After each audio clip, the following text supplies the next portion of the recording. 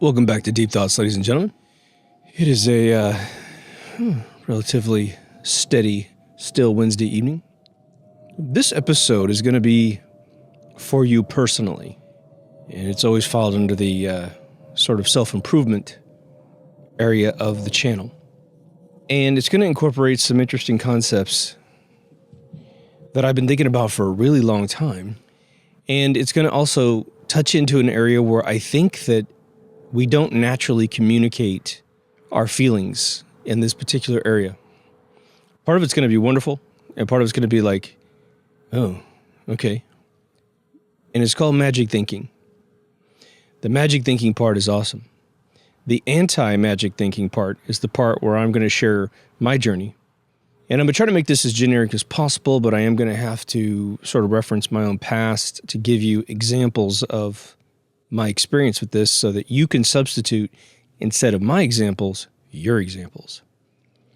It has to do with the fact that when we're young, and again, I know some of you have had, probably out of nearly 5,000 of you, some of you had probably not so great childhoods, but you had great adult life. And so just move the little register to when life started getting good and see if this doesn't have some correlation. And hey, I want to say ahead of time, if this has nothing to do with your life, if you're actually in the up realm of this conversation, which will make sense to you in just a few minutes here, please don't listen to me. This is just what a bunch of the rest of us have experienced.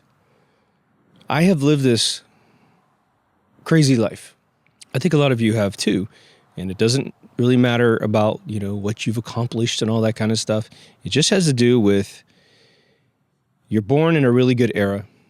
And then as time moved on, it seemed to get more and more difficult. And I think we might be falsely accusing our responsibilities as the total culprit, the thief in the night that steals the magic from us as we get older. Now, I was born in 1969, tail end, August. All right. Now, again, if you were an adult in that era, you could be in Vietnam and certainly think, man, that was not a wonderful era for me, man. Some people died in that war. Lots of people died in that war. Both sides. Horrible war. Nonsensical. All banker-driven. Terribly apologize to everyone who got hurt. I was a child, though. And so by the time my brain starts working, which is probably about 1972, I'm about 3 years old, and I'm starting to really remember. I mean, I have vivid memories of entire days at that age. And then, like I think I've said before, 5 and 6 was the weird things went quiet time for my memory. I remember 3, I remember 4, and 7 was when life just became a recorder. Not quite sure why. But the 70s was probably the utter height of my, this world is a great place. Magic exists. Santa Claus is real. All the good stuff is real. In the 80s, I had this weird, I did have a little kind of a dark era when I did move away from my home state. I went to a very tough area in Massachusetts.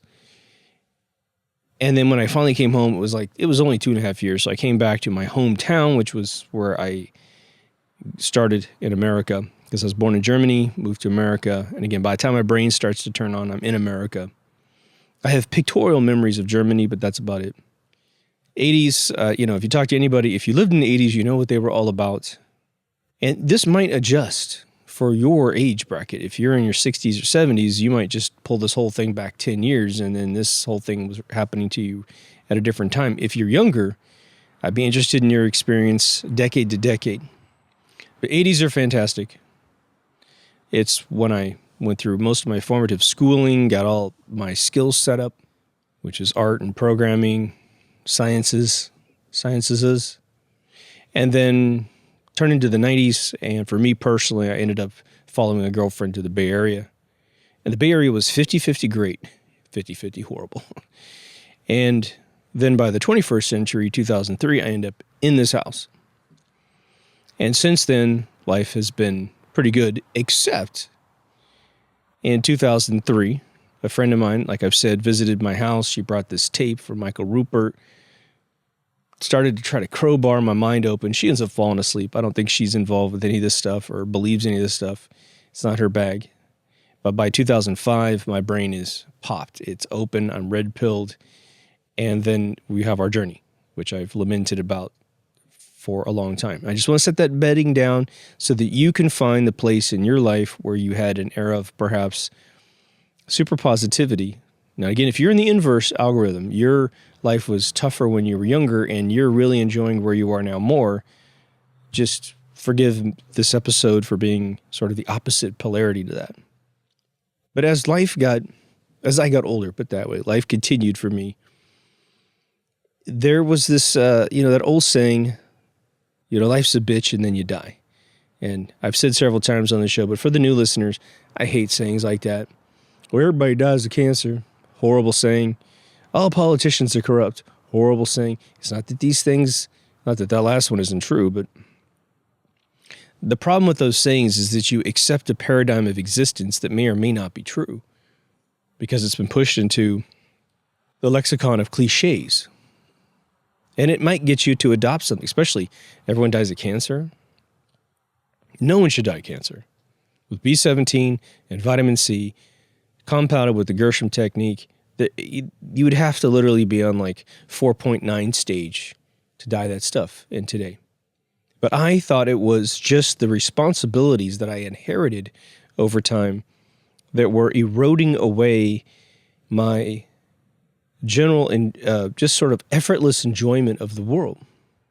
Now, we know that when we're children, we are living in our parents' house, and as long as our parents aren't crazy and abusive, we're all going to not like rules and whatever, and you're going to get spanked every once in a while. I definitely got my butt ripened a couple times, mostly because I was doing things bad.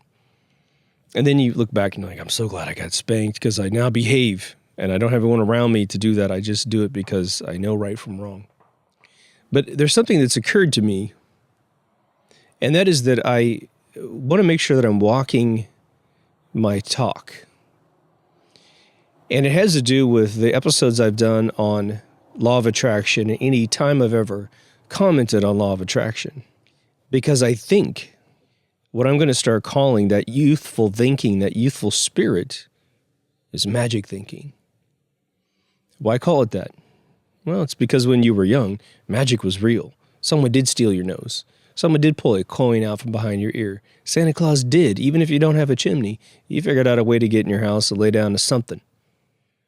I am concerned that I am trying to be, attached to all this truth, which I don't want to get away from doing that, but I want to make sure that I'm perhaps not framing it in such a cynical way that it starts to destroy who I am as a person. I'll give you a case in point. I don't know why. But my hometown was, to me, probably the same feeling I get if I get to Disneyland on a good summer afternoon and it's clean and it's nice and the crowd's not too big and I can just kind of mosey around and see Walt Disney's handwork, right? Because that's what I look at when I go to Disneyland. I look at the stuff because that's the only park you ever went to, like I always say. So I get to go in and sit in restaurants where he personally approved the chairs, the roller coaster cars. And so this is what I appreciate about it, the whole layout of the place. And yeah, a lot of it's changed over time, and there's whole areas that aren't anything related to his DNA. But even if I look at a kid ride, I'm like, I'm not going to ride that, but I really love seeing the little kids ride the Autotopia cars, right? My hometown, for me, for whatever reason, was just the most incredible, small, safe place. I could just tell my mom or my dad, I'm just going to go downtown. It really is my dad, but and I go down to the pawn shop, but like the novelty shop, there was a dude who had a little shop below the Tioga Hotel, and he had all the kind of like plastic poop and kind of naughty birthday cards and stuff like that. He's not a perv. He didn't just show them to you. But you could just kind of get in there and look around, But I mean, there was like skating rinks and movie theaters and just a ton of stuff. Again, and it had history. So we are a Santa Fe Railroad town, so we used to have trains come through. Again, they're all diesel nowadays. But just the sound of the train, the smell of the train, and these buildings went back to the 1850s, and so there's something about that was interesting. A lot of houses that were super old, along with houses that were super modern. It was just a cool place. So when I had to leave my hometown, I went to this other town, Derby, Kansas, and that was actually a cool town because it was fairly small as well. And the couple things that popped was that late 70s rock was hitting. Journey was on the radio, Love and Touch and Squeezing. Arcades were blowing up, so you go into arcade, man. I mean, there's nothing like an arcade with, you walk in the room, it's black, all these machines. You have, Space Invaders with its dumb, and it's quiche, Amazing. Movies were the best between 1975 and 1985, hands down. We have never remotely equaled the volume of cult classic franchises in world history. I mean, there's some great movies in the past, but you don't have the sheer blockbuster volume in 10 years that you had. I mean, my God. Jaws wasn't really my favorite movie, but that was in there. Close Encounters, Star Wars, Indiana Jones, 3 of each one of those. We had Poltergeist, Tron, Blade Runner, E.T., Terminator. We had just the list goes on and all the Rockies, It was incredible. And the late 80s were pretty awesome as well, with your Total Recalls and your all the Arnold Schwarzenegger movies, all the Stallone movies, all the Bruce Willis movies. So when I say I was born at the right year to experience these amazing moments that were sort of outside of my personal contribution, I can't help to think that as I was a euphoric child, euphoric things were happening in the world as if I was attracting that frequency of reality to me. I didn't want to move to the Bay Area. I love Southern California. I didn't know anything about the Bay Area. I had gotten a job at Norton Utilities. My girlfriend had got a job at Symantec. Mine was in Malibu Beach. Hers was in Sunnyvale, Saratoga. And the traffic up there was horrible. Traffic down here was fine. And so then I take this big cynical piece of my mind up there, and it was just culture shock on a level that was ridiculous. And it's just because I was used to Southern California. But when I moved here to Southern California in 1987, August 19th, I was beyond thrilled to death to be here. I was completely by myself. Again, I had $136 after I spent $100 on gas getting out here. I had a job set up at Jim Hall Jr. Racing. He helped me by letting me squat a room in a house that he co-owned with the guy. And so here I am now. It's palm trees, mountains, Los Angeles, Hollywood, Disneyland, Zuma Beach, all the way down to Malibu Beach. I never made it to Orange County until 2003. It's really funny, or 2002 when I found the house. But for me, there was this magic era where I'm driving this old car my dad had gotten me. The music in 1987 was ridiculous. Los Angeles was just like the movies that you saw. It really was. We had art galleries, and, I got to go to the Hollywood Bowl 100 times because it was free after 9 o'clock. Now, at the same time, I'm here. I'm struggling financially because I would get a place, and I got a really cool job at the tax place, and my salary was hourly, and I could work as many hours as I wanted to. And then this wretched woman and her sister got a job at the company, and she reduces my salary by $12,000 a year. Out of 36 grand, and whatever it was, 88 or something like that, it was horrific. I'd bought a car, no cosigner, and so I have to pay these bills, and this chick, and I confirmed my salary was going to go up, and she brings it down. It's just, wow, unbelievable. So I wasn't without strife, but the world was good. It wasn't all negative. Music was upbeat. Your rock and roll music was all about, enjoying life, enjoying a boat ride, a fast car ride, partying with your friends. Rap music was classic. It was all about get your ass together, get out of the ghetto, or convert the ghetto to something nice, but just believe in yourself and let's roll.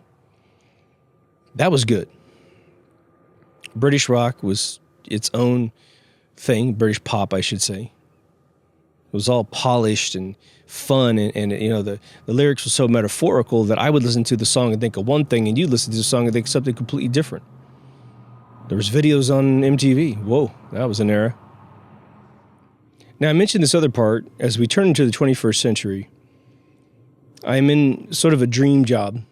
And so, one, if you sat down with me and you go, okay, well, let's study your theory. Tell me about your life and where you think bad things happen and stuff. Now, no one can deny September 2001. You just can't. It was a horrible day.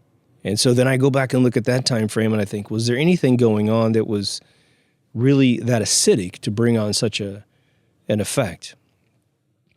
It was sort of a positive, negative thing for me. And again, I'm hoping that while you're listening to me, you're studying your own life when you think things were great.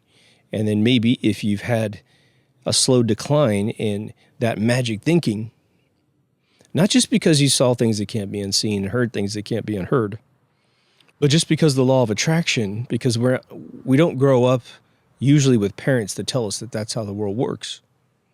Now we can police our minds, right? Again, my friends from 2020 that made more money in 2020 than any year previous in their life, about May, they flat told me to my face, I'm going to ignore this stuff exists. I mean, not health-wise, but just, I'm not going to let all this propaganda get on me. I'm not going to watch TV. I'm not going to watch anything negative on YouTube. And my God, they re-engineered their whole existence. And because I was a writer trying to get my scripts pushed through my agency, and some of my clients that hire me for 3D work all vanished because they weren't allowed to do what they weren't allowed to open their businesses. Hollywood gets closed down. My agency gets closed down. It was rough, right? So it was a little bit tougher for me to go, everything's great, I'm like, how am I going to pay my bills? But I'm at Electronic Arts, and I've said this once before, but my world is I had 3 different departments. I had EA Sports Marketing, I had EA Games Marketing, and there's some other brands in there I'll just ignore, but like Big and those kind of things. But then we had EA.com, which was a big game platform that was very tumultuous. The departments I should have managed probably the whole thing as a VP. And a bunch of VPs came out of the gaming industry and said, I'll just read a book, I'll do whatever. And it was this guy that ended up teaching them secretly in special sessions all the way up to the CEO. Because they're like, I don't know anything about this internet stuff, teach me. And so I spent months in secret sessions teaching these VPs what the internet was, how it works, so they could manage their division. And it ended up, they got BS'd by nerds who wanted to steal hundreds of thousands of dollars in salary and really not produce anything. For any of you who want an example, I'll tell you, there was a group of about 40 guys that took 1 year to complete the registration forms for EA.com, meaning, what's your name? What's your account? What's your handle? That's about it. Oh, I saved it in a database. Now you can log in. 1 year. I'm not talking about the huge infrastructure of disk arrays. We had a $100 million disk array that we financed over 5 years. I mean, this is like nuts. So there were areas in this project that were going really snail's pace, a lot of, bad choices in technology, got couple weird employees that were having personal issues and they let it bleed into the company. But in my realm, we were pumping out the most magical stuff on planet Earth. I mean, when we did company shows, imagine the group going up there saying it took us a year to make a registration form, and everyone who doesn't know anything about the internet at the time is going, well, that seems like a good amount of time. And we're like, flashbang website. We tripled the income of EA.com from, I think, around $800,000 was the most amount of money they made online. And as soon as my team got in there and redid it, we made $3 million. First year, man. Marketing guys love me. But the thing that started happening in 2001 was that we had a website on the outside that was a rumor website. And a bunch of employees were writing articles in this thing, picking on people in the company. And I got falsely accused of writing some of these articles. And so there was sort of an acidic thing underneath, but overall I was pretty happy. So the only thing is like there was a mirror image of the sort of silent time bomb that was going off internally with this people, like just was really one guy, my boss, who for whatever reason, he had a bunch of issues. He was way in over his head. He eventually turned the whole department over to me, through 2 other whole divisions, and said, just run the whole thing, guys. I don't know what I'm doing. He would never admit that in public, but that's why they ended up reporting to me. And we fixed a bunch of issues. And man, I'm just a positive guy. I'm like, okay, hey, we're not here to punish anybody for being late or whatever. Let's just get it done and get a bunch of good feelings. And that's what we did. So that's only mirror image there. And of course, after 2001, we all go back to our world. Some folks went off to the military. And so we just kind of went back to our circles, But now here's where we're going to put the rubber on the pavement with this theory. This is where you can forget about my past and think about your own in a really specific way.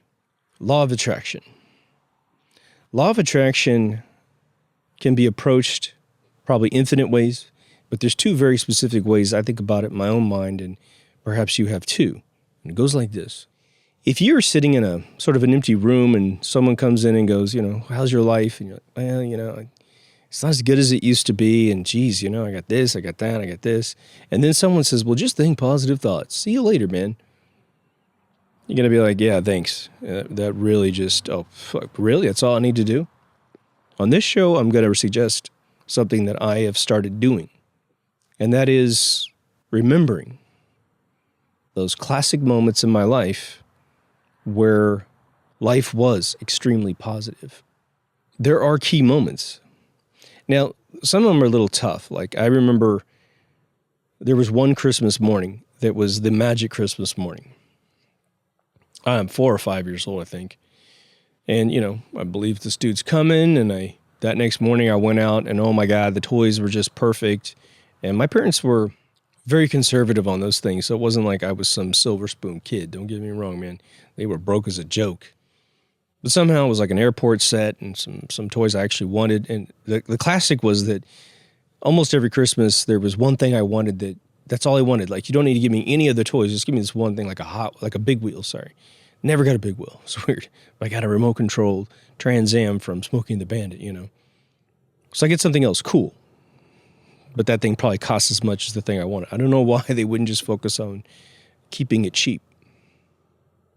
But I can't use a Christmas morning from when I'm 5 and apply it to today, except for to maybe get into the tone, get into the room that's going to have the more substantial ones that seem like, well, that have the same responsibility models as I have today, within reason.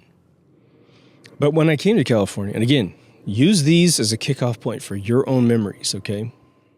And when I first got the job at the software place, I don't really know anything about how big this is going to be. It's a little company. I know the founders. I know all the initial coders, which are like 4 or 5 people. All of them become your family, because I'm in the middle of nowhere, right? In Southern California, you become, your coworkers tend to become your family. In the Bay Area, it's like your coworkers are your communist citizen friends, or citizen, not even friends. They're just people you go to work with. It's just weird. I don't know the deal.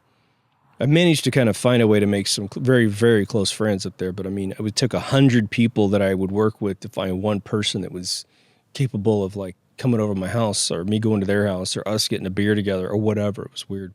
But anyway, when I got here in 87, there was New Order was huge on the radio. 106.7 K-Rock, right? And then there was a Dana Dane with Fame. Some of you will remember that dude. He's a New York rapper who pretended to have a British accent. And there's just nothing like his album. And it's funny because I know a lot of people who are into hip-hop or think they are. And I'll mention Dana Dane with Fame or Dana Dane in general. His first album was called Dana Dane with Fame. He's all kind of wound up in a box in this really cool suit with the Kango on. And his raps were just really creative. He did a Cinderella rap where he's Cinderella. And it's his brothers instead of his sisters, I ended up landing in Ventura County. I ended up working in Camarillo, California, in this little valley next to this big mountain. So it was just an utterly gorgeous place to work physically. There's orchards all around us and stuff. You drive through strawberry fields to get to work, and you just take a big, deep breath, and it just smells like strawberries. It was nuts, right? Blasting my music in my car.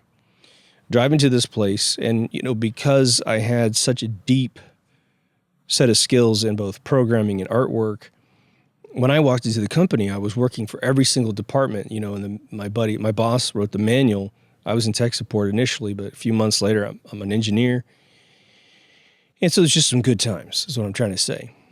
And that music and that ride, there are several times when I can still see in my mind's eye, looking out the window, seeing the orchards go by. There comes the company. There's where I'm going to park, go inside. And it was sort of that beige computer world, where the Macintosh had finally, iced down really well. Windows 2.1 was out. We were putting out our software on that. I started writing for the first time, my first books, which then turned into screenwriting. Then I get laid off about a year and a half later because the company lost a bunch of money. My second phase of unbelievable memories is 2 days later, I started drawing video games for a company in Oxnard, California, right on the beach. Instead of having a company building, they bought a beach house or rented a beach house, and they had like 4 guys in there cranking out games. And I just go, I do a word interview, voice interview. They give me a computer and a disc, and I go home and draw all night. I bring the disc back the next day, got the job. It's when I caught the fly and killed it in the interview, and the guy just looked at me and was, "You're hired." That's it. Done. Drew the company logo that night. We all ate tacos. And then for the next year, actually 6 months at that place, because then they got shut down, driving to the beach. It's all summertime. Because I got laid off in April 16th. And by April, I guess, 18th, 19th, I got the job. So I worked all the way to by fall that year. And then we all had to split up and create our own video game. Like 5 guys made one game and 2 of us made another game. And we ended up selling it to Virgin Mastertronics in San Diego. But so I had rediscovered Adam Man at the time, and I'm driving to the beach all the time. And I mean, it's like all those amazing 80s houses, those really angular homes down there on the water. This place is right on the beach, getting to park, playing Frisbee with this super cool Tron lit Frisbee, eating, getting appreciated, doing really well, instantaneously became a star drawing games, was finishing contracts faster than anybody else, You have moments like that in your life, whether they be teeny tiny ones or big epic ones, bigger than the ones I just mentioned. You've got these in your life. And those are your magic moments, your magic thinking moments when you think to yourself, oh my God, maybe it's when you got out of the house for the first time, out of your parents' home, got your first little digs. Maybe it's when you went to college for the first time and you got a dorm room and you got your buddies or your besties, Maybe you went to a fraternity. Maybe you went to a sorority. Maybe walking around the campus was the great thing. Maybe it's the day you graduated high school, day you graduated college. Maybe it's when you got your first job. Maybe it's when you moved to a city that you dreamed of living in. Maybe you started your first business and you sold your first product. There was I don't know if it was a Daily Dose of Internet or I think it might have been. These 2 girls had started this store, is what the story is. They had started a store. It looked very dense for the first day of sales, but someone came in and bought the first product, is the way the video is narrated. And the woman comes in, buys some product. I don't even know what they were selling. Then she walks out the door. It's broad daylight. And the 2 girls working there, they duck down underneath the counter and they do this little hand dance with each other. It's basically like, oh my God, we just sold our first product. I never understood it when I was a kid. I'd walk into a restaurant or a business and they'd have a dollar bill in a frame. And so I'd go, well, what's the dollar bill for? And that's the first dollar of the first sale of this place that I'm in. And I was always like, oh, that's weird. Why the hell would you save that? And now when I get your own business, you're like, well, of course, that's an amazing moment, especially if the business goes half a decade or more. It's an amazing dollar in a frame. Those are magic moments, and you've got them. Do you ever have an interview that goes really, really well and you get the job? And you go to the job and you really enjoy it. Even if 2 or 3, 4 years later you decide to leave the place because things change, there's still that magic moment when you got the job. Perhaps you got involved with a creative project, maybe by yourself, maybe with others. You have that design phase, which is so much fun. It's what I call the fun 40. It's the first 40% where you're really not doing any work. You're just imagineering this thing way beyond what you're capable of doing. And then the next 50% of the work is you hunkering down, figuring out what's actually technically possible, maybe push the envelope and get to those milestones that no one else in the whole world has ever gotten to. Those are magic moments. Now, I divide up life into 3 major categories, and I used to talk about this all the time. It's been several years since I've said this, so let me refresh the paradigm. I think that life is in 3 categories: the self, work, and family. Because chronologically, that's typically how we go. You get to know you first, then you start earning a wage. And this is really a male thing, but as times change, females have now taken on this paradigm, because a lot of females, when I was young, it was self, marriage, family. You know, it was like maybe there was a little stint there when she wasn't pregnant, but then that's the goal of the two, is to build a family. The man went off and earned the money. But I think a lot of us now, on both sides of the sexes, do self, work, family. So in the self and work, which is what I've mentioned so far, and we should probably do a few more selves, but in the family side, you do have those moments when you fell in love for the first time. And, you know, there's always that debate about when someone falls in love and then the relationship doesn't work out. And a lot of people get injured for life because they allow it to resonate with them forever, as if, well, they actually end up generalizing the sex that they're attracted to be all like that. And that's super duper negative and very dangerous for your psyche. As much as I'm not a huge fan of this man, Tom Arnold was on an interview, I believe, with probably Jay Leno. And he was on he's about to engage in his 3rd marriage.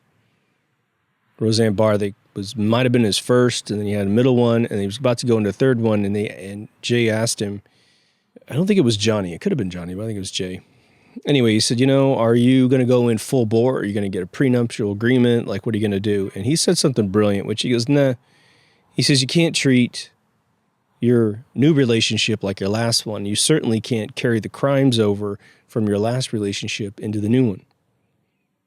And hopefully, obviously, I think it goes without saying that if you have an unsuccessful situation, that's a real good time to look at number 1 and make sure that you're not contributing, because you kind of technically are the common denominator.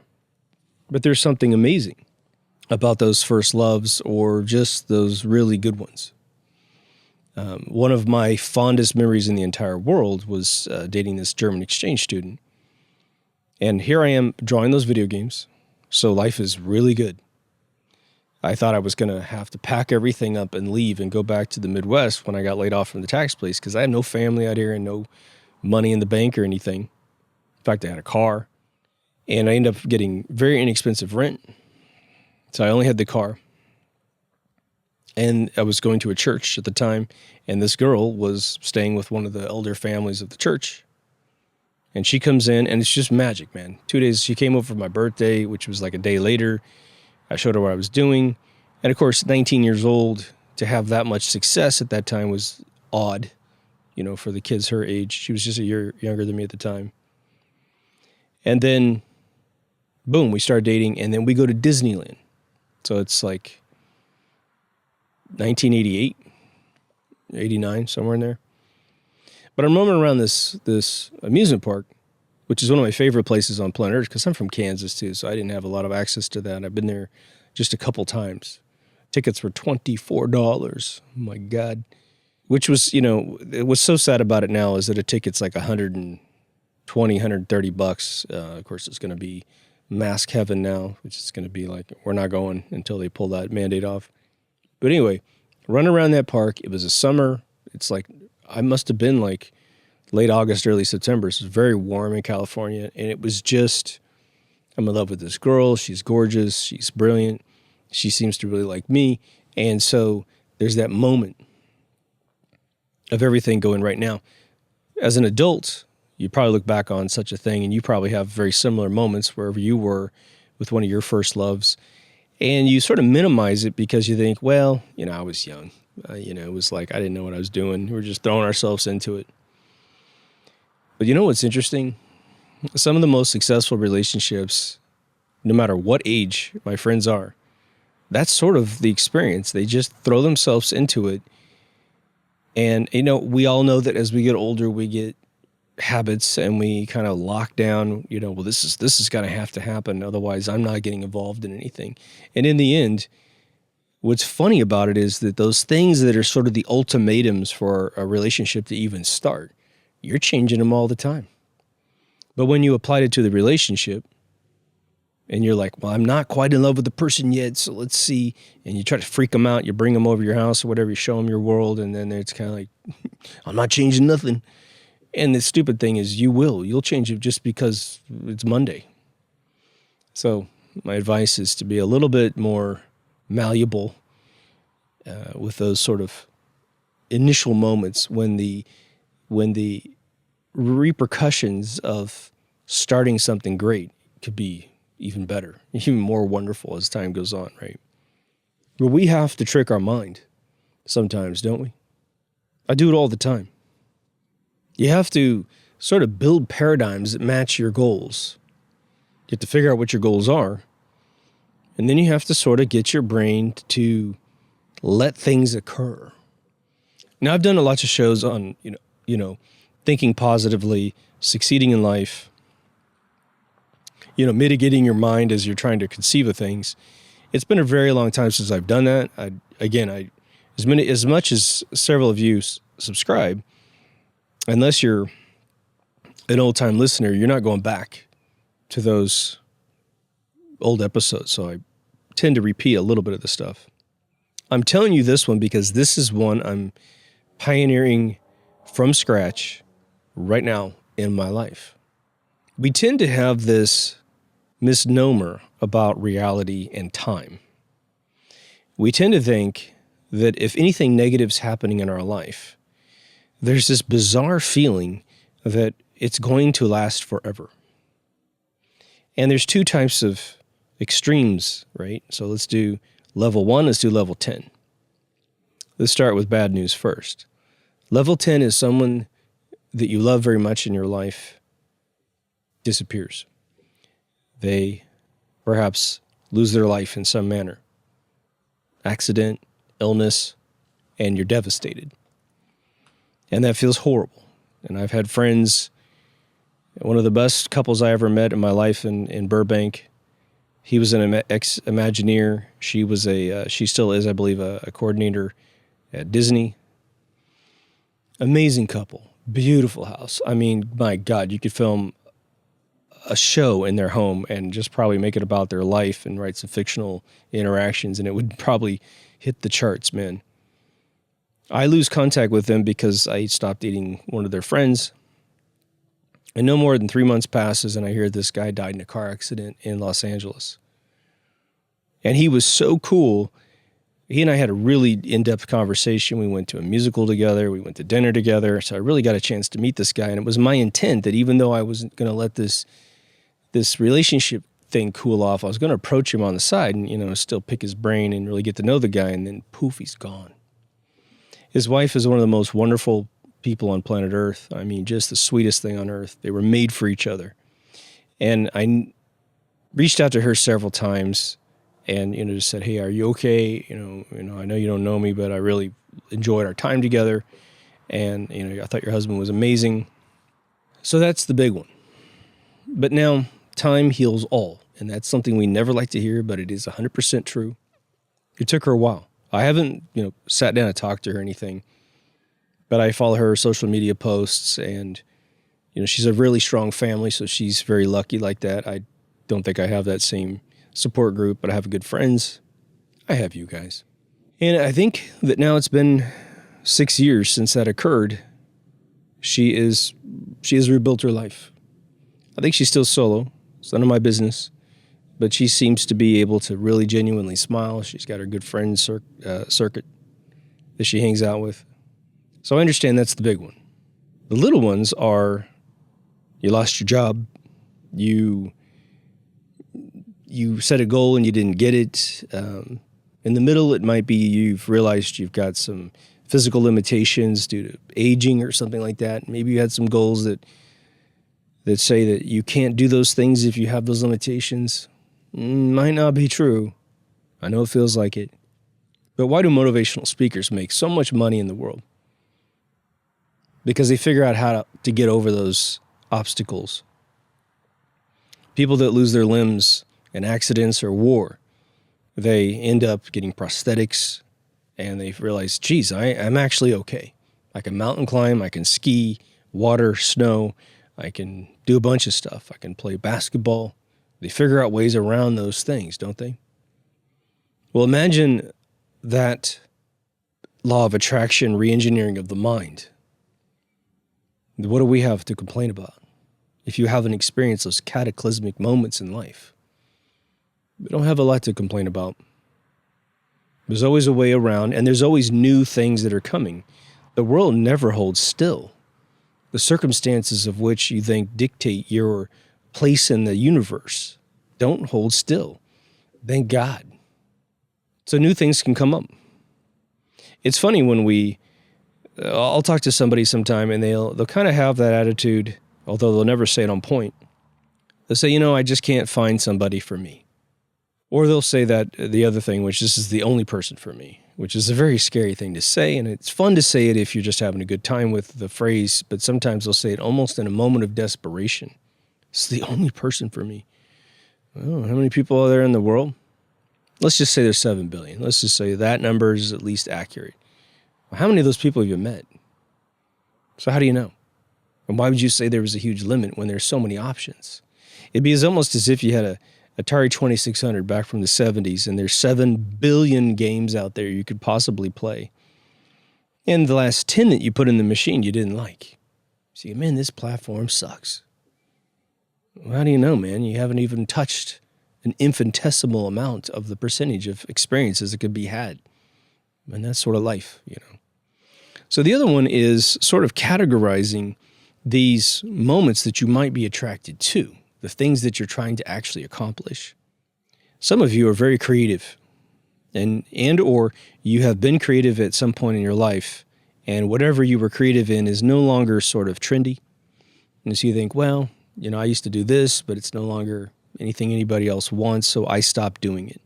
Why? Because part of the enjoyment of being creative is to create something interesting, show it to people, and have them have a good experience with what you've done. Believe me, being in the video game industry, I know all about how things that we used to do were great and now no one appreciates them. But what's the reality of the whole situation? The reality is that things that you can do to be creative change all the time.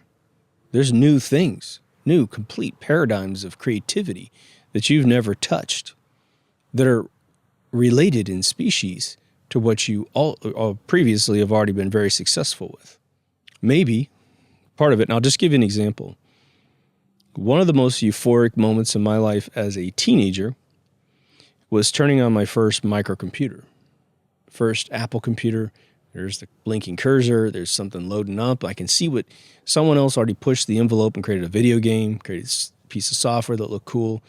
And then I realized that all I have to do is unload that app and start writing my own. And I got my first computer in my house. As I mentioned in Computer Chronicles, the Coco 2 Radio Shack TRS-80 computer.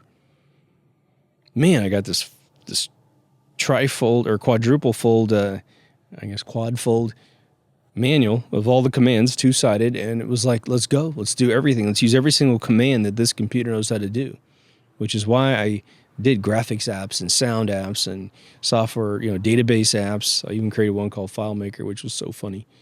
It's not the one that's out there, but that was a logical name because of the commands that you use. It was the command file a lot, so maker made sense. Well, that was a retro thing. Now you get into development environments and, oh my God, it's so complicated. You could do it, but you're thinking, well, the public is expecting what's already out there. They expect to see the same sort of thing. And if you let that limitation keep you from doing something interesting, there was a huge revolution in the 21st century of retro games what they called indie games. And there's a couple documentaries on Netflix that are pretty cool. People were creating 8-bit video games in the 21st century. We left 8-bit video games in the late 80s. But these 8-bit video games became, was it the Fez game? It was a bunch of them. And these kids said, man, I'm just going to go back to my roots, but I'm going to create a great game that uses retro graphics. And the world showed up to play. These kids became millionaires overnight. They busted their butts for years, and, you know, many of them wondered if the games would ever be seen by anyone, but they kept to it, and that's the name of the game, right? Stay with it, and things, how can it not happen? You know, how can you not score a touchdown if every day you move that ball up a millimeter, you know? Eventually, you're going to score that touchdown, but you know that's not realistic. You're going to move it 3 yards on one play and maybe get knocked back 1 yard, but then the next one you move it 10 yards, and so you'll get it there a lot faster than you think. But until you try, it's infinitely difficult until you try. And then immediately starts exponentially going down in difficulty, and you can get what you're looking for. So what I want you to do is to go back in your past, and let's just divide things up a little bit. Don't forget perhaps your childhood, if you had a decent childhood.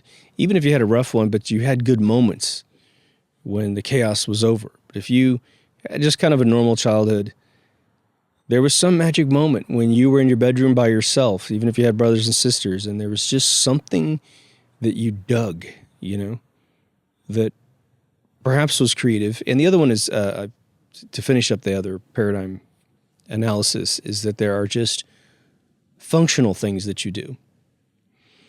You know, I'll give you a kind of a basic example, which would be you used to run a marathon or something.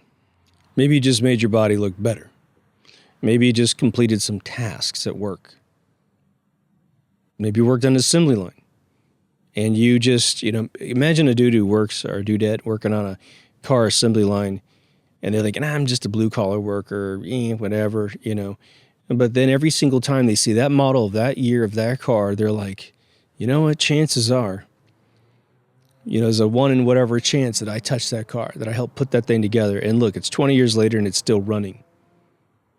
That's your creativity or your capabilities being installed into creation. So it's the whole spectrum of everything that you've ever done in your life. How many times have you gone on social media and someone will post a profile pic of them back in high school? And at first you think it's some temporary profile of them with high hair or some dude with a mullet. But year after year goes by and they don't change that photograph. And then maybe someone takes a picture of them, tags them in it, they let the tag go through, and you realize they don't even look anything like that anymore. And there's that nostalgia that I've done a whole episode on. It's not quite on the same tense as this discussion. But there are aches and pains in the consciousness of adults who look backwards and go, oh my God, what I wouldn't give to eat at that restaurant again. I got those. To go into that novelty store. To walk down the main street of my hometown before Walmart destroyed the whole town. Where all the businesses downtown are booming. And it was just fun. You could just walk in and out of buildings, you know, and it might have even been like a store for women. But you just kind of go in there and you realize this is the heart of my hometown. This is the heart pumping the economy of my hometown. We had a big giant pool in my hometown that was utterly phenomenal. Massive pool. I've talked about it a couple times. It's gone. My old high school, gone, you know. I have a friend of mine, and she's from my hometown. Her childhood home that she had a lot of wonderful experiences in, the church across the street bought it and tore her house down and turned it into a parking lot.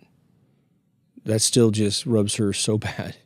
She actually, you know, as a child, when she experienced that, she wasn't rational like she is today.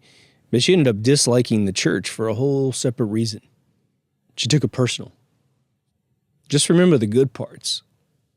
The other one is sort of a sidetrack to this conversation, which is very beneficial to who we are as humans. And I've talked about this without putting it on point several times, which is when you're young, you have a bunch of people in your life who are older, who you might look up to. But because you were like 5 to 15 and they were in their 40s and 50s, by the time you get to your 40s and 50s, well, they're gone. Life just, took their lives because they wouldn't be 110 now, And so we, for me, I've told you guys, I've made it an active practice since childhood to look at the adults I thought were really cool and emulate just the elements of them I thought were really cool, being soft-spoken, trying to look good, just trying to be the best I can be in all the metrics that anyone could judge a human being by. But I'm really doing it for me, and if you dig it, hopefully that's great, Sort of the Steve Jobs approach to product design. Make a product that you enjoy and everyone else will enjoy it. Too many times I hear this sort of thing, and it's very indicative of the 21st century. Well, someone will say, I want to be like a musician, or I want to be an actor. I want to be something in the public eye. And I'll say, well, that's great. Why? And every single thing they tell me is to impress other people. I want to drive down the street in a big car. I want to do this. And okay, man, we've had plenty of people who did craft their art such they could get those objects. What is it? Little Richard said, one of the reasons why he wanted to become successful in the music industry, because he wanted to buy the Cadillac that he kept seeing other people drive. And he realized how silly that was later on in life, but that was his motivating thing. And I say, well, to that degree, if that's what will trick your mind into investing in yourself, then great. But I think if you're watching this show, you're sort of past those adolescent formulas.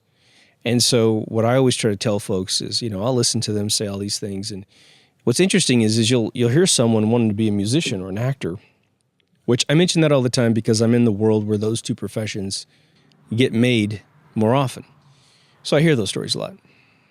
And they will talk all about the benefits of succeeding in these industries, but very little about the craft itself. And the people who are totally, utterly successful in this never once really focused on that at all. They just wanted to play music that was in their head that they can't get out of their head. And they felt the same way about picking up a guitar and tuning it and playing a few chords, and then as perhaps me looking at a computer with the blinking cursor saying, tell me what to do. I'm right here. I'll do anything that I can do as long as you tell me what to do. And as long as I created something fun, for me, everyone else would dig it too. But this whole thinking positive thing, I need you to understand that, and if I haven't made this clear already, let's just say, it's not only things that you do, but it's things that have happened to you, moments in your life that are just amazing, and you're inspired because of it. The one reason why people want to be actors or be directors or writers or something in the film industry is because they've gone to the theater a lot. They've turned their TV on a lot. And again, I really feel sorry for the kids these days. One, because theaters have been utterly destroyed in the last 20 years. They became just warehouses of like foot smell. Just before 2020, things were getting cleaned up, as I've said before. But they have these amazing experiences, and they're like, man, I want to be involved with this experience. I want to contribute to the experience. Now, the interesting thing and sort of the funny thing about it is that they always seem to, often people will only be interested in the top job. And it's what I always say is the funny joke of like, I want to go to college to be a millionaire. There's no such thing. You go to college to find a skill, then you master it, and then hopefully you can make $1 million quickly, because everyone makes $1 million in a lifetime, but they want to make it in a year, with one effort, or maybe a couple years or whatever. But they never think about maybe building the set. You're a carpenter. You're a great carpenter, and you want to be in the movie industry, so you think, I'm going to give up carpentry to be in the movie industry because I want to be a director, a producer, an actor, or whatever. And it's like, well, why don't you get in with what you can do? Can you hold a light? Well, then you got a job. Can you stand in front of the camera, pretend to be an extra? Well, there you go. Are you a real burly kind of person and you can take a fall? Well, why don't you be a stunt person? Do whatever you can do. Get into the industry, and eventually you might end up in front of the camera, if that's your end goal. Once you get in front of the camera several times and you understand the process of making films, how many times have you heard, Star Trek? You've got the guy that played Riker. He directed a ton of episodes. Geordi directed episodes. I just heard that Married with Children, the chick next door, she ended up directing a bunch of episodes. So it happens all the time where actors get a chance to move into the next role because they understand it. They see it. It was impossible to conceive of until they understood it.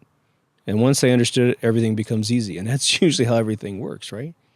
And whatever you do for a living, I know that's the case. Whatever you do for a living, a bunch of other people, probably me included, think of what you do is so utterly complicated. Even if we have faith that if we learned how to do it, it would cease to be as complicated as we feel. But there's something entertaining about the marvel of looking at someone else's capabilities. You're like, what do you do for a living? Oh, I do this, that, and the other thing, and maybe the Wall Street guy, they build homes or something like that. And you're like, I've dabbled in a couple of those things, but man, to do it for a living means that you really know what the hell you're doing. You're making money for someone else such that you get to take either a commission for yourself as a self-employed person, or you get a salary because you're making your corporation so much money. It's all great. Those are positive moments that you can usurp for your future, for your now. Now, I made an episode a long time ago that I'm going to drag into this. It's probably season 1, which is a good time to do this. And what am I talking about? Well, obviously now is a good time to do this if this appeals to you, if you want to make a change for the positive. But what would be the best time to start doing this? Morning, afternoon, evening, or night? Well, I'm going to tell you that anytime you can think like this is a good time to think like this. But there's a magic moment, I think, that will give you a little bit more payback for your investment. I made a really crazy episode called Dreamscaping. And it's a theory. It's a theory that I believe actually really, really works, which goes something like this. When you go to bed at night, it depends on how you go to bed. Since the age of 9, I have never been able to go to sleep well. My brain is just out of freaking control, and it drives me crazy. It's good. It's all positive, very creative. But in my 40s, I started thinking, okay, right before I go to bed, I'm going to think of the world and the reality that I want to wake up in tomorrow. Hey, I'm going to be dialing out of this universe. I mean, for real, man. My consciousness goes someplace else and I live a whole other reality. And then I come back to this world and I have to convince myself when I wake up in the morning, this is actually the place I need to wake up and do things in. So what would be, literally when you go to bed, how many times have you ever let the negativity of your life sort of steal your sleep? You can also have your sleep stolen because you're so excited about the next day. And that's the sort of weird kiss of death. It's sort of like a double-edged sword. But what if you could preoccupy your mind with all this positive thinking and all you're doing is going back to these magic thinking moments of your life? And, maybe you hear this episode and you've never done this before, but you're like, yeah, I got tons of those things. And so over the course of a week or a month, you start to harvest out of your past those moments that match the sort of species of what I'm talking about. Those moments that you had forgotten now all of a sudden start lining up chronologically inside your mind. You're smart enough to know which ones are your Santa Claus moments, which are just wonderful, okay? And those work too. Those are more of like the ambient, change the whole universe to be a magical place moments, whereas the other ones are very specific. You're going to a job that you love. You're waking up next to someone that you love. It might even just make you a more positive person if you're in a relationship that was good and now it's kind of gotten a little sour because life gets a little tough sometimes. And then, over the course of 6 months, your spouse starts to realize, man, what happened to you? And you're like, what? And you're like, well, you just seem way more positive than you used to be. You're kind of like when I first met you. And you just go, well, I'm just letting go of some of that stuff. I'm focusing on the positivity. Great. Boom. You have a reuniting double vow that happens, So right before bed, why not preoccupy your mind with a whole list of this stuff? And then, because it's dream time, go a few nights just remembering. Maybe weeks, maybe months, who knows? If it feels good, then do it. Because this one's not going to hurt anybody. In fact, it'll re-engineer everything, hopefully in your favor. Because I said in one of my episodes back, in either the Law of Attraction episode or the Dreamscaping one, this sort of caution, which is sort of what I alluded to at the beginning of this episode, which is, what if we're getting the universe that we want or / indirectly deserve? It's kind of scary, right? So as we allow ourselves to get cynical, in my one SOB episode, there's definitely, you can hear my cynicism towards those who are sort of jerking us off, right? And so I get that when I express it in an episode, I sort of, push it out of me. In the 90s, I started writing poetry, and it was sort of like lyrics. There were, some of them, it was like I was trying to write lyrics for songs, and then it sort of turned into poetry. Then it was like sort of every once in a while that's a lyric, and I actually wrote a song for that one, and this one's just some sort of poetry. But what was happening for 500 poems was that if I had a bad day or I was realizing something about the world, it wasn't all negative or anything. I had actually a suite that was all the negative stuff. But I would have creative stories, like creative sci-fi stories and poems. It was weird, And I felt that if I wrote it on paper, it sort of came out of me, and there it is right there on paper. Like I coughed up a loogie, right? And there it is over there. Gonna never look at it again. And then I returned to positivity. So you might have a methodology that's more suited for you. And again, I'm always going to recommend, unless you've done it before, and you don't have to do it publicly. You could be married and not show your spouse, but you get a little book that's blank with lines in it, so you can write down poetry and use a pen and just start scribing your thoughts. And don't worry about the rhyming crap and all that kind of stuff. Just try to be as eloquent as possible. Try to push yourself to expand your language, which I think severely increased my ability to communicate with you. I think I told you guys when I first moved to California, I was the worst speller of any human being I've ever met in my life. And at first, and the reason why I noticed it was because I was on a Macintosh computer at this tax place, and I started writing this, various stories, short stories, and then novels and that kind of stuff.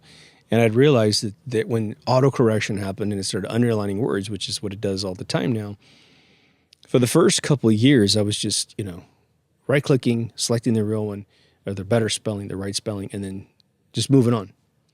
And then what I realized was that the frequency of the misspelled words were continuing to remain steady. As I tried to expand my vocabulary, it started getting worse. Until a buddy of mine at work noticed, because there were various applications that would do this spelling thing, like Word, but this email package we were using was actually called QuickMail. It was not the internet, but it was an inter-office email system. I would write whole emails, and if you knew what I was trying to say, you're like, oh, he speaks really well. But once you know how to spell, you're like, what is up with this kid? He seems to be intelligent, but he can't spell to save his soul. So here I'm looking like an imbecile writing these emails. And this buddy of mine, who was probably at least 20 years older than me, maybe 10 years, 15 years, he looked at me once and he goes, he's a very polite guy. And he said, I think that your problem is that you don't know how to correctly say a word. And so you're using all the wrong vowels and consonants to spell a word. And he goes, you really should try to learn how to spell, because that's going to help you pronounce words properly, use them properly. And I really respected this guy. And I love when people correct me like that. I mean, some people get really defensive about it, and I'm just like, oh, thank you, because you're really saving me from metric tons of embarrassment. And so from that point forward, every time I misspelled a word, I would go ahead and select the right spelling and then do undo, redo, and I'd look at how I was misspelling a word. And then, gosh, within 10 years, it was only a typo, infrequent thing, or maybe the use of a word I've never used before. There's so many words in the dictionary that you will use it in language, speaking to someone. But for whatever reason, the books that you've read, the communications that you've received from other people, they never, ever wrote that word down. And so you'll bump into a word and you'll be like, oh my gosh, I realized that I've never seen this word written down before, which is why I don't know how to spell it. One of the interesting things about closed caption on TVs is that you get to see what the writer really wrote. Because sometimes, the sound engineering is bad. You'll have too much, special effects sounds on top of the dialogue. They're off camera, so you can't see their mouth move, and you're not sure what they said. And it'll be some pivotal moment in a scene. You're like, what did that guy say? It's not that you're hard of hearing. It's just the engineers are rookies.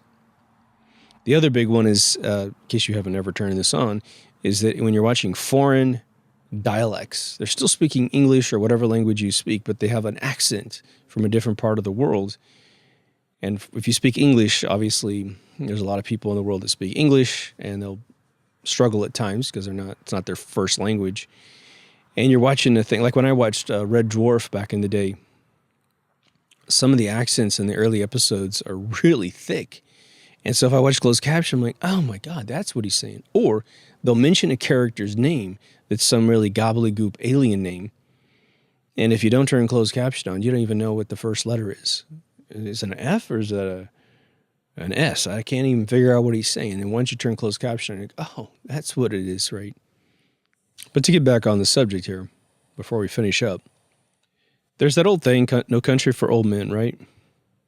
And it has to do mostly with trends. You liked a trend from the past that is now dead. And so, like, let's just take music, for instance. It's an easy one.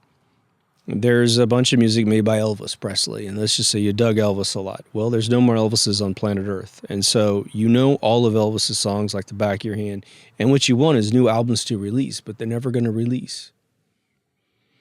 And so as music changes and no one holds up that style of music, you get depressed because you're like, oh my God, that was such an amazing sound back in the day. And I can't get any more because those people are gone. Which is why it's really important to, I think, continue to embrace new music. And yes, everything that's in the top 10 is usually crap. Every once in a while, a good song slips through. Don't get me wrong. But there's a lot of great music, just like I give you like a parallel with music. When I started managing comedians this century, they're just a bunch of happenstance that happened, helping guys out, filming guys, and then them finally just having conversations with me and saying, would you manage me? And they even give me context. Just make these phone calls that I used to make, please. Because it makes them seem bigger, too, and they got a manager that calls for them and that kind of stuff. But anyway, when you start going to the comedy clubs in Los Angeles, of which there are many, there's only a few that are massively famous, and that's all you need. Here's what you'll learn. And it's a weird, weird thing. It's a little bit better with the internet and the modern age because you can find comedians, but you have to really search, and you don't know if a comedian is good or bad before you click on it. But I used to go to the Melrose the Improv on Melrose and the Ice House a lot. And these comedians show up. I've never seen them before. And they are state-of-the-art, drop-dead, hilarious comedians. I mean, the sophistication of their jokes is beyond anything I'd ever heard before. You're laughing at a level that you've never laughed before. Like every cell in your body's laughing. And then you're going, once you leave, you're usually with somebody. Used to always go with my girlfriend. About an hour drive home, and I'd be like, why haven't we heard that guy before, that girl before? These people are stunningly funny and way funnier than anything you've ever seen on TV. Not to take anything away from the people that make it onto TV. But then, Dave Chappelle, I'm going to tell you, he's one of the funniest guys on planet Earth. So is Bill Burr. As funny as those two guys are, and they are geniuses, okay? They're about a 7 on a scale of 1 to 10 from all the independent ones. And you might say, well, that's impossible. If they were as funny as those guys, then they would have their own specials. A lot of them do. But they just don't get in the airwaves like the Chappelle ones. Those two guys have a universal appeal. So in a way, and I don't mean to take it away from them, but even in the edgiest humans on planet Earth, they're still sort of a Best Buy comedian. Even though you think that they're really crossing lines and go, oh boy, I can't believe he said that. You ain't seen nothing, man, until you go to a club in LA. There were few bombs that I ever saw in my whole life. The Ice House was the only place I ever saw experimental comedians literally coming out with a piece of paper. And they would end up turning that, looking at the piece of paper thing for their jokes into part of the comedy act. Because especially if they bombed a joke, they go, oh, well, fuck that one, they'd cross it off and it'd be funny, But man, so music has the same thing. It's important that you understand that, one, you might be the solution to the thing that you're missing. Maybe you have the ability to play music. Maybe you have the ability to stand up on stage. Or you can help those that do. But usually, there's some other I'm making it a little difficult because that's a super famous eclectic thing to do. Writing albums is not, a normal everyday thing to do. Doing a whole hour of stand-up is not a normal thing to do. It's a tough thing to do. It takes these guys decades to perfect their routines. And there's just a few folks on planet Earth that can, who's that Regan guy, that could do unique material almost every time they walk on stage. Very rare. Super prodigy people. And what's funny is, like at the Improv, just to digress for 1 second, we'd see super famous. There's always like a super famous cameo that walks in almost invariably every night. I saw Dane Cook do. Dane Cook, it was funny. He's a very handsome guy, But at one point, Dane gained a ton of weight. I mean, he wasn't Fat Albert or anything, but he definitely was not looking healthy. And he came in, he was doing some routines. And then he tell you right off the bat, he's like, I'm practicing some new stuff. I'm going to go on tour in about a year or 6 months or whatever. And then he'd leave. About 3 or 4 months would pass. And then he'd show up and he's ripped. So he knows what he's got to do to get up on stage. And he's totally physically fit. He's a very muscular guy. And he would do some of those jokes that we saw before and a whole bunch of new ones because he had been bouncing around little tiny clubs, perfecting all those routines. So the advantage of seeing that is it starts to give you the process that these people don't just wake up one day with utter perfection right in front of their face. As much as I talk about Prince and, you read about that guy and, he played all of his own instruments, wrote his own music, arranged, produced his own stuff, which if you're not a musician, you're like, oh, whatever. When you're a musician, you're like, oh my God, really? It's one of those kind of things. That dude practiced 24/7, 365, his whole life. I saw interviews with Morris Day recently, and he goes, they're asking about the rehearsals and how much Prince would show up for the time to rehearsal, right? The band, the time. He said, dude, that guy would show up. He goes, we would do 8 to 10 hours of rehearsal, and he'd watch us. Then he'd leave our rehearsals and do 8 to 10 hours with his own band, go get a little bit of sleep, and the whole process would start over again. Okay, so you see those extreme kind of people, and you're like, well, dude, I'm not like that, dude. I'm whatever age you are, and you're like, something or other. And the idea is you just do what you can do. Maybe it's an hour, maybe it's 30 minutes, and then 30 minutes turns into 45, 45 turns into 60, and it starts enveloping your soul. You start to feel that magic thinking coming back. And you'll realize that we've sort of, again, it's like I always say, we grow up serendipitously. We don't grow up with intent.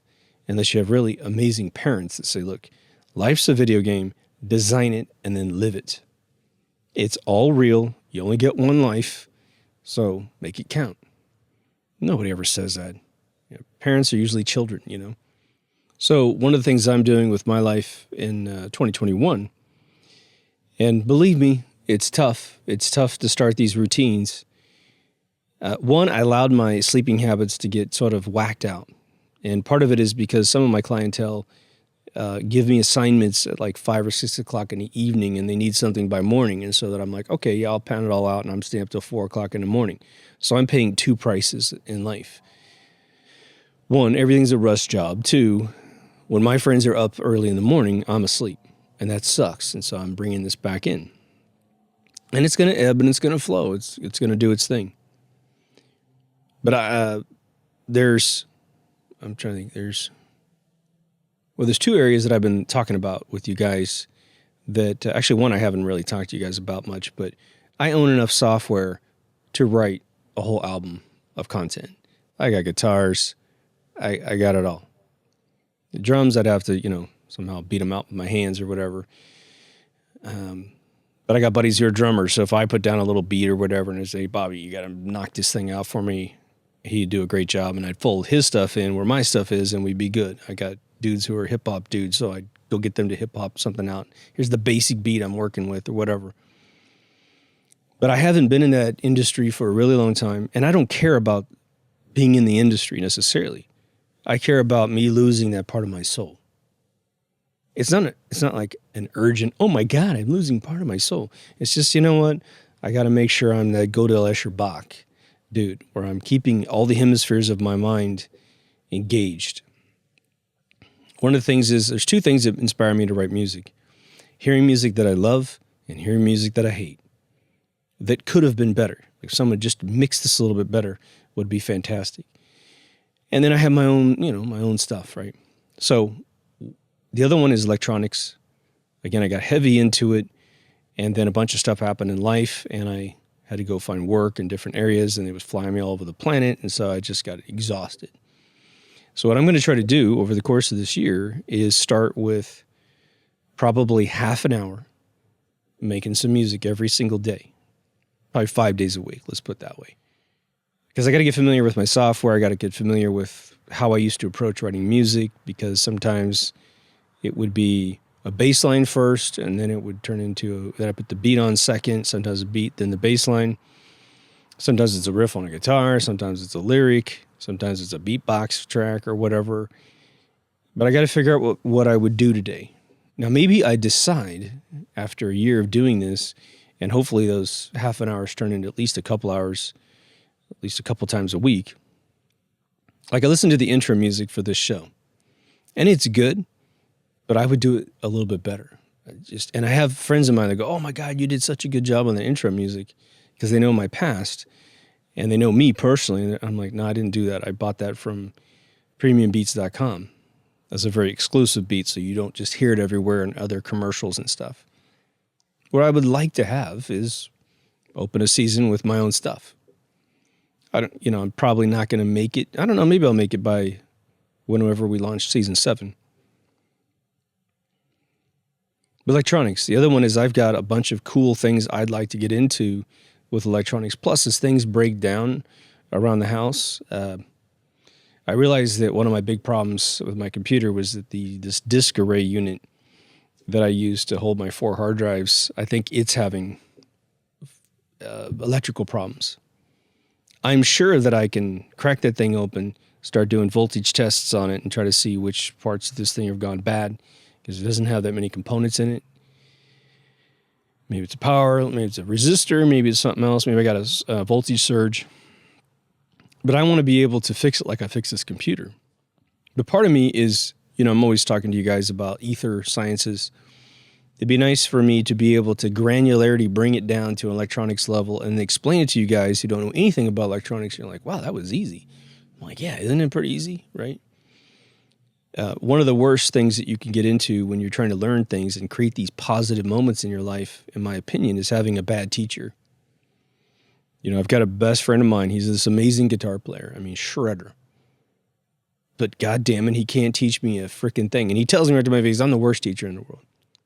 I'm like, okay, well, that's just because you told yourself that you're the worst teacher. Why don't you put some effort in and see if you can become a good teacher? Because you never know when that skill might be really useful.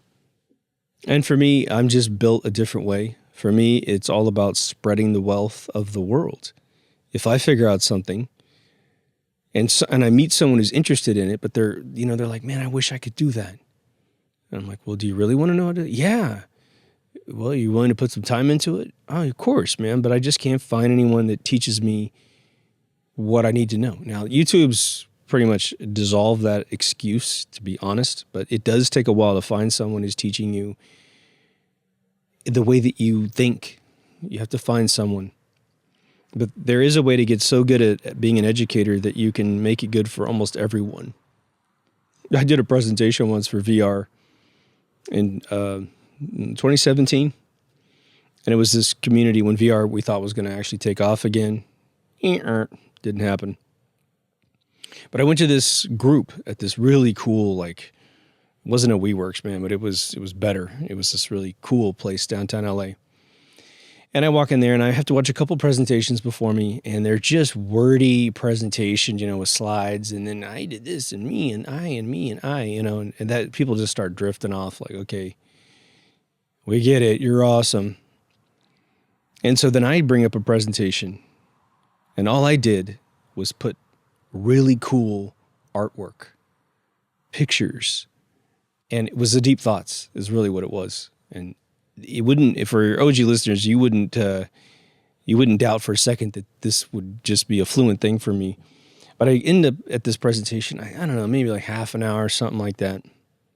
And they realized at the end that they were like, in fact, the lady who organized it goes, we need you to come back all the time. Now the whole place folded that they were going to, so the group also folded at the same time. That's the only reason why I didn't do a second round. But they also realized at the end, they had filmed the whole thing. I kept trying to get a copy of the film, but I don't know where that went. But they realized they didn't put any words on the slides. I have to be there, or you have to watch the video to get the information. But it was all the psychology of VR, both from a technological standpoint of how goggles make you cross your eyes and you get this fatigue, which makes you, 15 minutes at a time with the headset on, to solutions to that, to the whole ecosystem of, the impact of a new medium. Marshall McLuhan's whole thing about medium is the message. I went through that whole thing. So just know if you're trying to, and the last part of this, what I'm trying to get across to you is, once you find out your magic thinking and you find those resonating touch points with your life, and that maybe it is in your distant past, and now you want to update it for the present, there's two approaches. The retro indie video game people kept the sensibility of their past and just made new games in the future that were based on those old games. Again, all the coin-op games that you ever played back in the day, if you were old enough to know arcade games, or you're an enthusiast, you go to warehouses that have them, pay attention. No matter what game you were playing, it had a story. All those Space Invaders had a story. You're defending your planet from these invading aliens. And asteroids, you're just trying to survive in the middle of a meteor storm. Miss Pac-Man had a story. Pac-Man had a story. Dig Dug had a story. Crazy Climber had a story. Everything had a story. The Frogger game had a story. But typically people, when they think about those old retro games, they think that they don't have any stories. But they do. But they were simple and easy to understand. And so you got the story instantaneously. And people think, it's funny, you'll talk to video game executives, and the only vector in which their brains can think is to make things more complicated. World of Warcraft was utterly assassinated last year. No one I know is playing this game. They got free hours, free accounts, and they will not play that game anymore. Diablo does really well, because why? They kept the story simple and short. It's mission-based theory, and you get in, you get out, and you can go home. You just turn your computer off and go to bed. Sometimes the easiest thing is the best thing. But if you want to update your theories, and you need to touch. In fact, maybe you just observed an amazing thing and you didn't have any skills in how to do it. You loved music of the old times, but you're like, I don't know how to play guitar. I don't do anything.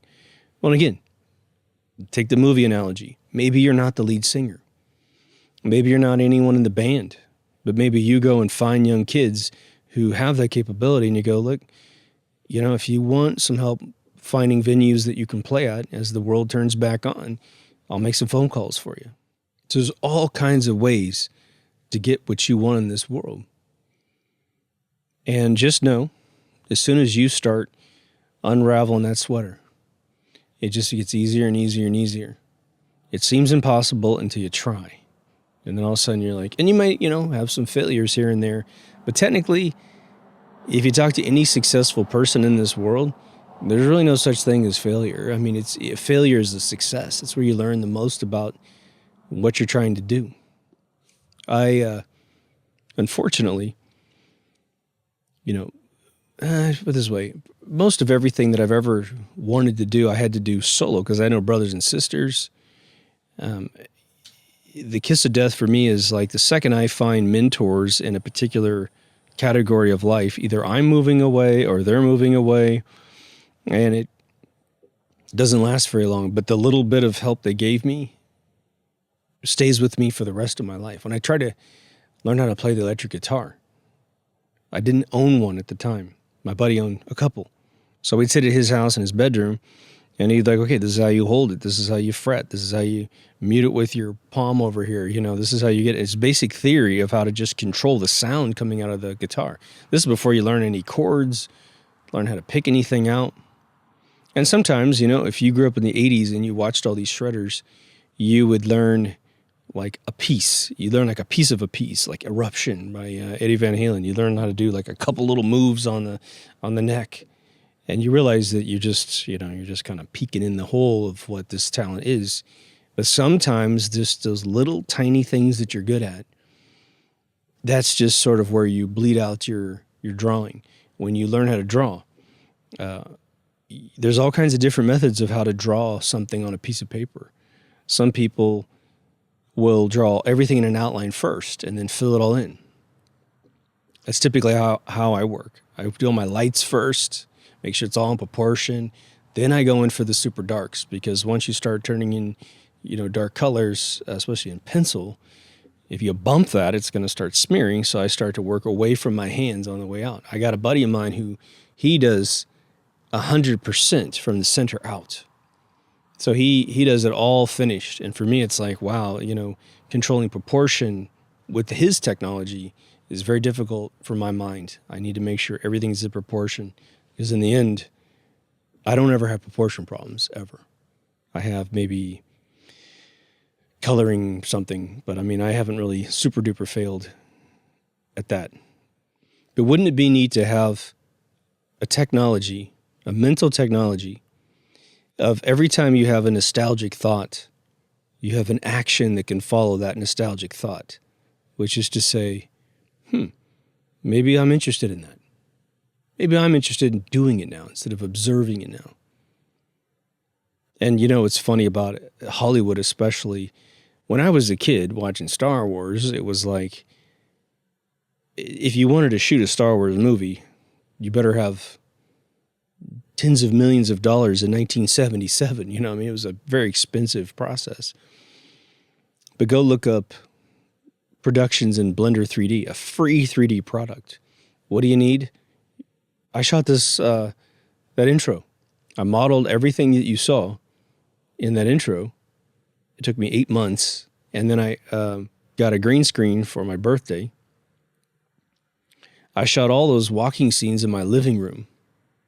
My buddy Lou, he heard I needed some lights. And so his daughter is a film grad, and she had a whole box of lights that she no longer uses anymore. So he just brings over a big box of lights, drops them off for me. Here. And that totally helped me light the scenes. So cool stuff like that.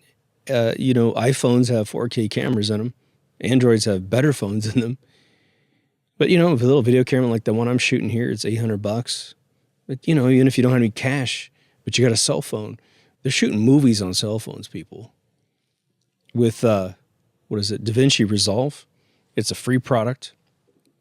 It does everything that Audition and Final Cut does. You can buy it if you want, but they have a free thing. And I guess, like I use Final Cut all the time, so there's command keys that I'm very used to. My buddy Dave, who shoots his Cuban cigar show on YouTube, Dave Dude, he uses DaVinci Resolve, and he told me, he said, you can start that product up and tell it that you want all the preferences to match Final Cut, and then everything that you know is automatically happening. I'm like, oh, that might just sold the product. Blender 3D is free. It does composition, compositing work with green screens, blue screens, all the 3D you could ever want. If you're not a 3D person, but you got a little bit of cash, you can usually get fairly affordable models, free models. Ask a friend who wants a portfolio piece. Go online, go onto, ArtStation, and say, hey guys, I'm trying to do this thing. Do any of you want to contribute? You'll be in the credits. It'll be your portfolio piece, my portfolio piece, and you start putting stuff together. So what used to cost a tremendous amount of money is now like damn near just your effort cost. Writing and mixing and releasing an album. Go look at Hobson, man. The dude does everything with a little keyboard, a couple monitors, a laptop, and just a microphone like I'm using right here, 58 mic, a little $100 box over there. Puts it all together, and he's making millions of dollars. And he doesn't have necessarily a bunch of layers of people taking his commissions. So you're like, well, he's not Kanye West, so what's the deal? You're like, okay. Well, go look at Kanye's video counts on YouTube and go look at Hobson's counts on YouTube. He's getting the same counts, and a lot of times Hobson gets more. And he doesn't have to sell out. He doesn't have to do what a record industry tells him to do. He doesn't have to pretend to be a gangster. In fact, he has amazing songs that are totally anti-gangster and anti-stupidity. Things got a lot easier, people. You want to write a book? Get your laptop out.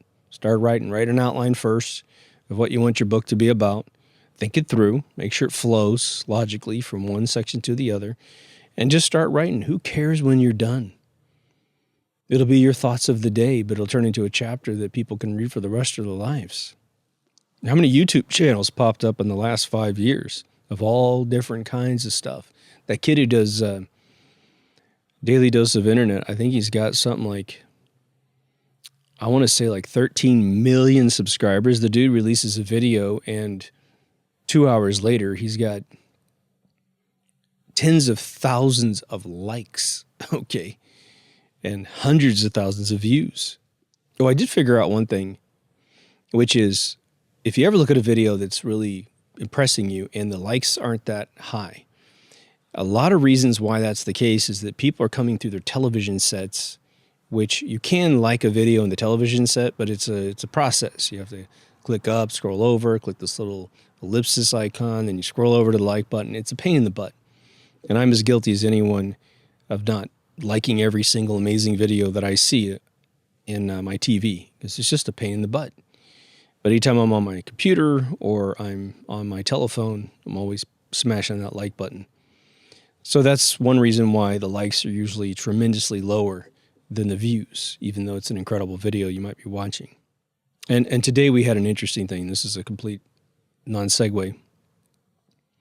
We had been at, 4818 subscribers. And we were over that, but I released a couple of those esoteric videos, and I people peeled off, and I get it, because it's not, they're thinking it's going to be all about one particular subject, and once they start, oh, what's this guy talking about? Computer Chronicles, I'm out of here. Totally get that. But I took a little nap today in the middle of the day, and when I went to bed, it was 4818, and I refresh, and it says 4823, 5. This is something the Facebook people know about, because I keep telling them, the shadowing happens in 5 packs. They delete 5. And so I refresh, and I'm 5 up from just a second ago. I take my nap. I wake up. I look. I refresh. I'm back to 4818. 5 out. 5 in, 5 out. So you'll see my subscribers go up in 5 packs. And when you see that, that's an algorithm and not an organic thing, because I lost a few due to organic issues with the way the show flows, So anyway, I hope this turns your mind on to take those sort of dips in life and allow you to have a mechanism to refute it. To essentially say, look, I get it. I allowed my law of attraction to become a non-mechanism in my life. I forgot that this is a power that I have to control the universe. I need to turn it back on. Now, some of you are really strong-willed and you can just make it happen. So God bless you, man. If you need a trick that's legit, then just use your past to remind yourself of the times when you were falling uphill. You were just, whatever was going on in your life was just positive. You didn't conceive of a negative. You hadn't run into challenges that made you cynical about how tough life can be. And I think that, there was a passage in the Bible, I think, where Jesus had said, that we need to be more kid-like. And most of us interpret that as just be a good person and be positive and happy and believe in magic, perhaps, right? And I think that we could construe a deeper meaning, which may or may not have been the point of the writer, to just simply say, when you were younger, you believed that you could do anything. And as you get older, you hear a bunch of doctrine about why you're not supposed to be able to do something. There are limits, Again, like I said, if you're a 5'1" girl, weighs 80 pounds, and you're a trans and you think you're a dude and you want to be a linebacker for the Pittsburgh Steelers, there might be a limitation for you there. You might not be able to pull that one off unless you can form a whole team out of your size. But outside of those super extreme cases, there's something in your repertoire, in your quiver that you love, that you forgot about, that you let someone tell you can't do, and you're more suited today than ever to re-engage that dream, that thing. And hey, sometimes just trying is really entertaining, even if you don't end up picking it up. And like I've said several times in other episodes, you try 5 things and, you don't pick 4 of them. But now you don't have that regret anymore. When someone says, well, do you want to play the guitar? And you're like, nah, you know what? I thought I bought one and I took all the classes and I realized, it's just not me. It's not for me. I like actually being entertained by other people's talent. But you know what I did find? And it's something totally different. And then you go, watch this. Boom. And it's something really cool. And you see that look in someone's face where you blew their mind, which is a great theme to live for. And again, your power of your voice, man, the power of how you think could make someone's day. You do what I just did in this video, but you do it with your own words and your own theories to pick someone up. I just had a great conversation with a good friend of mine.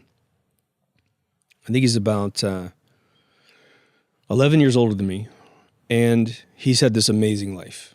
But now he's just a dude. He's actually this Rembrandt painter. He's phenomenal. And when he told me he's a Rembrandt painter, I was like, that's a big claim there, buddy. And then he goes, well, I did this one and this one. And I'm like, whoa.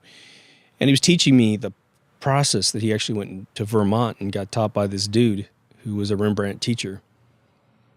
But we got to talking, and we talked for an extra 2 hours yesterday at the lounge. And we got to this point where we're saying, it's kind of a bummer that, because we're smoking cigars, right? And we were like, because he said that he had struggled with drinking at one point in his lifetime for quite a few years. And he was strong-minded enough that, in fact, it's a piece of information you guys should know. He went to a church, because he's a Christian, and he tried to go to like an AA in his church. And he said it was just very non-functional, and it wasn't bad, but it wasn't giving him anything he needed. Plus, they were taking the attitude that if you ever had habitual drinking habits, that you are an alcoholic. And he kind of said to himself, he goes, man, I don't feel like I'm an alcoholic. I feel like I just drink too much. And that might make some of you laugh. But get this. He said that the church had a brochure about this little group that they had. And on the back, it was actually written by a local psychologist just down the street. And so he said, well, that dude's just down the street. So he ends up looking the guy up and calling him. And instead of having a secretary answer the phone, the dude answers the phone. And so he kind of got talking to this guy, and he goes, I'm at this group, and I guess you were part of it at one point. He's like, yeah.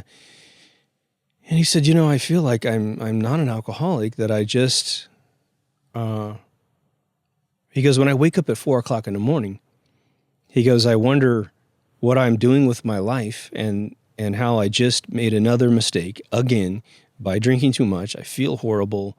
And, I need to figure out how to get out of this mess. And the psychologist told him, he goes, well, you're probably not an alcoholic. Because, the difference between what you are and an alcoholic is that the alcoholic at 4:00 in the morning, when they wake up feeling horrible, is they think about the next drink, when they're going to get their next drink. They have a chemical dependency on drinking, which is treated completely different than what you have. He says to my friend, he goes, you just need to rethink your life. You are trying to escape something that's negative in your life with your drinking. Your body's not actually suited to do what you're doing, which is why you feel so horrible and why you're not lusting for the next drink the second that you wake up. You could probably go a day or two, right? And then you drink because life's starting to hit you. And he's like, yeah, exactly. So it was an interesting distinction there. But we got to talking, and the reason why I bring up the drinking part is that there's this weird correlation between today's pastimes in the United States of America, I don't know about other countries, and the reason why Walt Disney made Disneyland. Here's how it goes.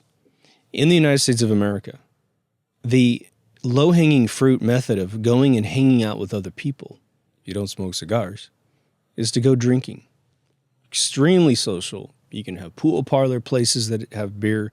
You can just go to sports bars. You can go to bars that just play your favorite music. Maybe you have some decent food. But it's drink, which costs a lot of money, tears your liver apart. Your liver has to process alcohol twice, which is why it necroses your cells in your liver. That's why you die of it. It's bad news, man. I said, we don't have a place to hang out, that we're not smoking a cigar, we're not doing something where we just go and hang out and listen to everybody talk. Because there's so much wisdom that we have for each other. I've talked about it several times in other episodes where my grandfather and I went off and did this whittling class. And I just would hear the elders of the room talking, and it was like one guy had a problem with his wife, and these like three other guys go, well, yeah, you got to tolerate that, or you got to maybe do this or that. And it was just wisdom coming out of older guys going into younger guys. And I'm a little kid just trying to put it all in there in case I need to use it at some point. But Walt Disney said the reason why he created Disneyland was, he said the only time he could hang out with his daughters in a recreational sense was either the carnivals in town, the circuses in town, which only happens a couple times a year for any town, or go to a park. And he said he was sitting on the bench with his two daughters, and they're playing in front of him, and they're having a great time. But he's like, I'm not interacting with my kid. It's not a shared experience. So he thought, we need to combine all three of these together. And then, of course, because he's an animator who knew a bunch of stories, made a bunch of movies, he says, we just need to combine the rides with the movies, and we'll have a theme park. Boom. There goes the franchise, right? So there's a big hole out there for that. And there's like Dave & Buster's in the United States, which is sort of a restaurant with a bunch of games in it, which is cool.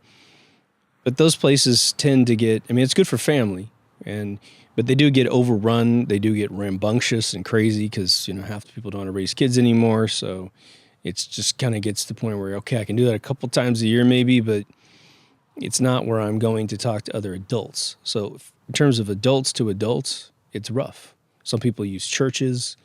Now there is the, the Meetup app I've talked about a couple times.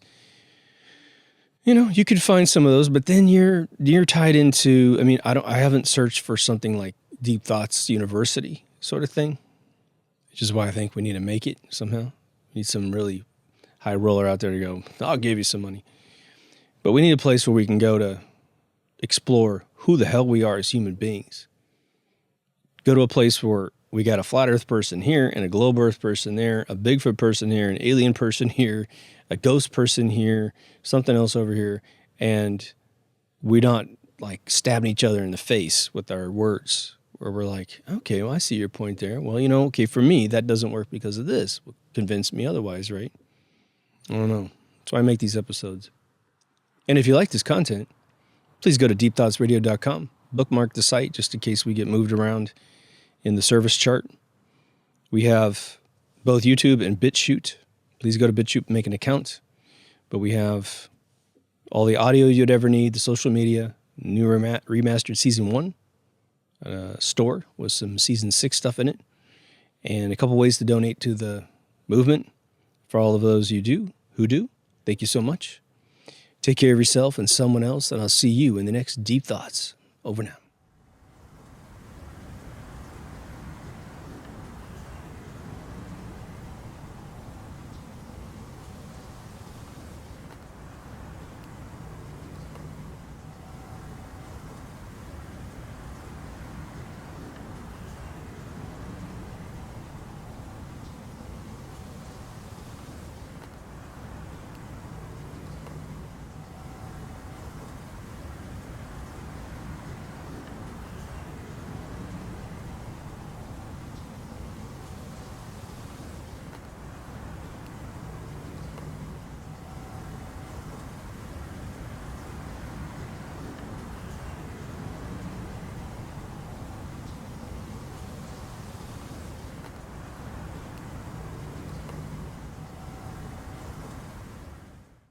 And it has to go. It